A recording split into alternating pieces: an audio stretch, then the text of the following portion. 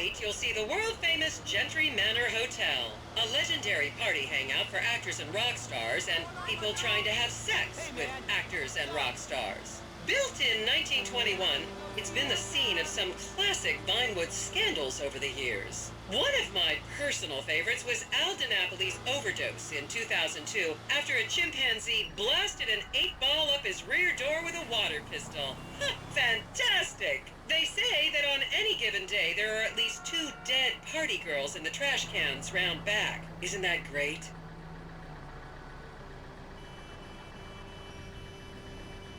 Okay, smartphones at the ready, celeb spotters. We are now approaching the legendary nightclub, the Dungeon Crawler. Opened in 1996, the club is famously owned by actor Bruce Spade, who has a custom-built elevated VIP table so that he looks the same height as everyone else. It remains one of Vinewood's hottest night spots for the rich and famous to do drugs and date rape impressionable fans. Play your cards right, and that could be you! The Dungeon Crawler was in the news again recently when comedian Morgan Chester allegedly ran over a doorman in his SUV for not laughing at one of his jokes.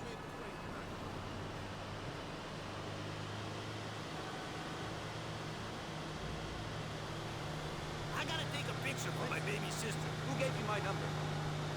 Oh, shit! Oh, and now a treat for you closet glam rockers on board. We're coming up to the infamous Tequila La Rock Bar. Back in the day, this was a restaurant run by the mob until it got shut down over the Adam's apple in the soup controversy of 1982. It reopened as the Tequila La Bar in 1983 and soon became a mecca for hair metal bands and fans from across the country. It's rumored that the Love Fist song Dangerous Bastards was written about a night they partied here on mescaline with some transgender twins. Now, this house up ahead is one of the many private residence of action movie director Mark Fostenberg.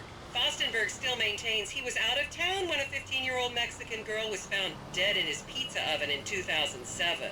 The case was settled out of court and all charges were dropped. The girl's family now live on the next street.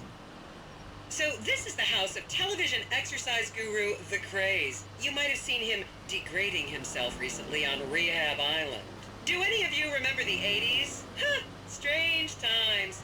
People didn't go to the gym back then. They did jumping jacks in front of the TV and leg warmers and headbands. The Craze swapped his gold lame leotard for a crack pipe in the 90s, but is reportedly now clean and in the best shape of his life. That's Vinewood's code for he's trying to make a comeback.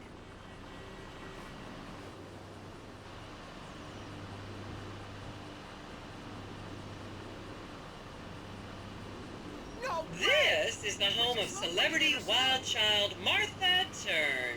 Daughter of 70s comedy star Joni Turm, Martha spent her teens partying on booze, her early 20s partying on coke, and her mid-20s staring at her shoes on heroin. Her tell-all autobiography about the difficulties of growing up really rich in Vinewood only sold 30 copies last year.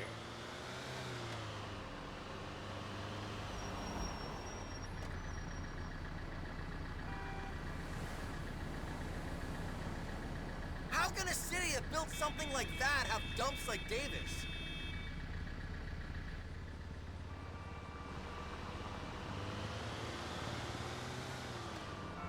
Qué lindo, eso es bien chévere.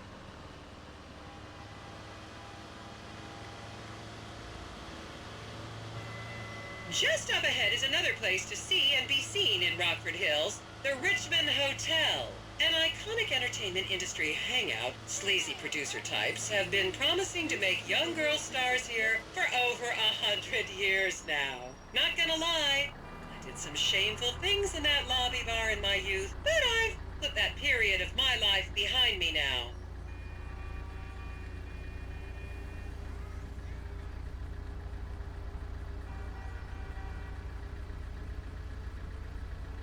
I should remind you this is a no-smoking bus. Unless, of course, it's medical marijuana, then you're all right.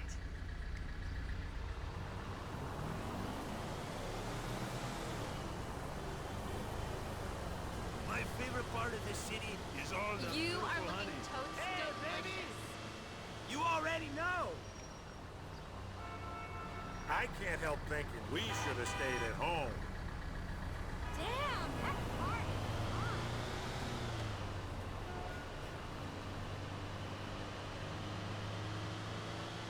Hey there. Are we there yet?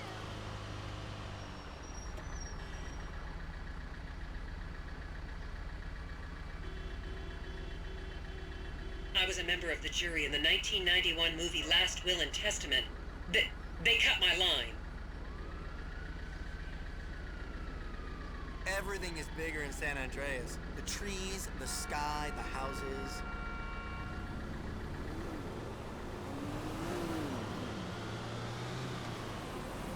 I think I got some hits from this area. It's supposed to get really cold tonight. Like I'm gonna kill Here you can see the myself. landmark Wiesel Theater, which was opened here in Morningwood in 1930. Some of the biggest movies in history have premiered at this theater, including Blue Blood, Shoulder of Orion, and The Many Wives of Alfredo Smith. You might remember the controversial premiere of the gladiator comedy Lions and Donkeys in 1984, when star Chip Hampton walked up the red carpet with two slaves in chains.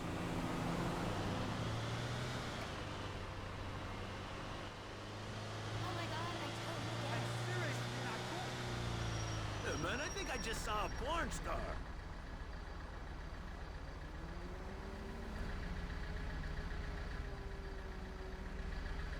Is everyone having fun?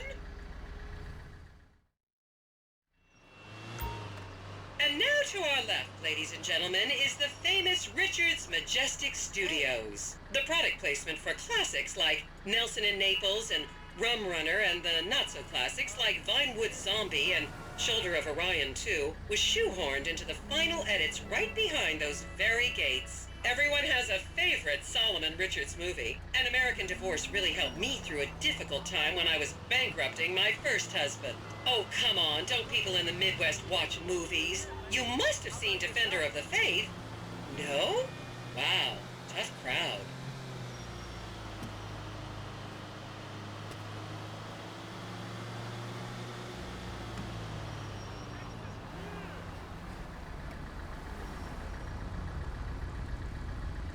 It's just not that exciting, is it?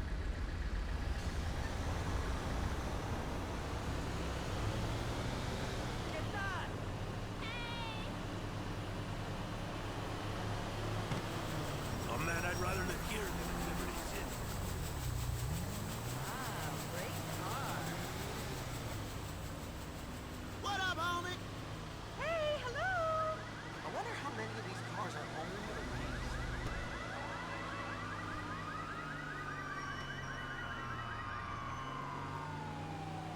Count yourselves lucky, my prescription just got renewed this morning. I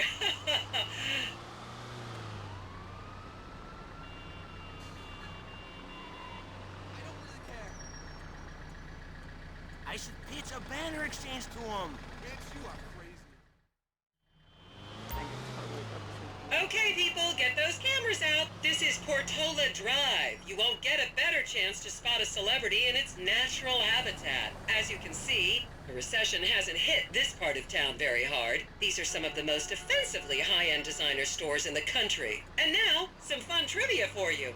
There have been a number of movies shot on Portola Drive, mostly awful ones about rich idiots, including the blockbuster 2005 romantic comedy Shoe Whore, that's credited with sending women's rights back 50 years. The store we're passing now is where British star Charlotte Crown was caught on film in the changing room, eating and purging the same burrito over and over again, just like a dog.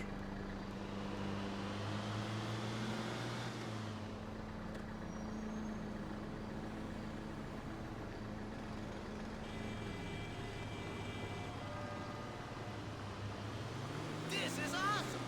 Is this really happening?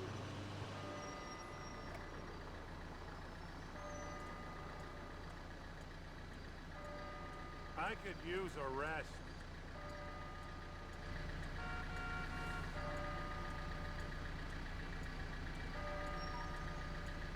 Just up ahead on the right is where Delancey Medua's septum fell out after a ketamine party.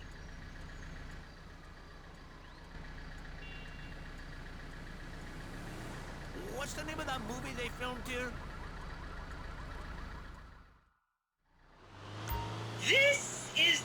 salon center. Anyone with red hair, please cover it for your own safety. If you really want to meet a famous celebrity, this place is packed full of them. Take an introductory course. It changed my life. Kiss, Mom!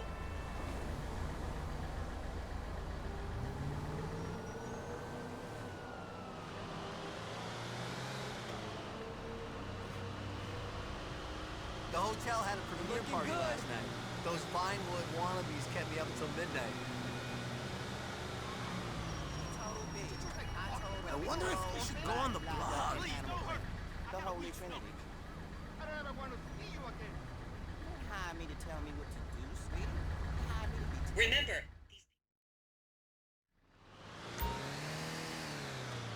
and here is City Hall. This is where the mayor's office is, if any of you care. You might recognize this building from the 20-minute final dogfight to save Earth in the movie Invasion Los Santos. heavens.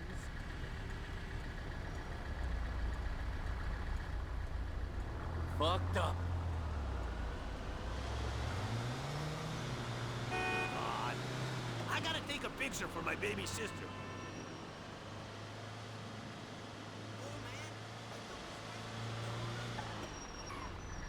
Why the fuss?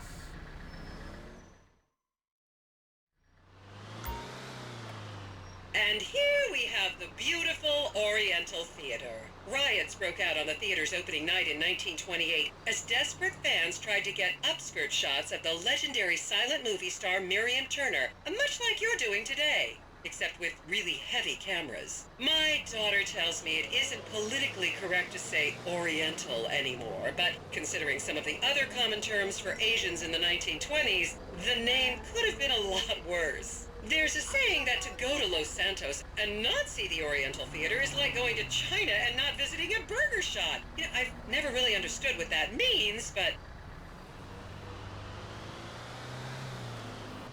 And here we are, back on the strip. As they say in Vinewood, that's a wrap, folks. I hope I managed to take your minds off the economic downturn for just a little while. I'd like to remind any Europeans that 1% is an insult.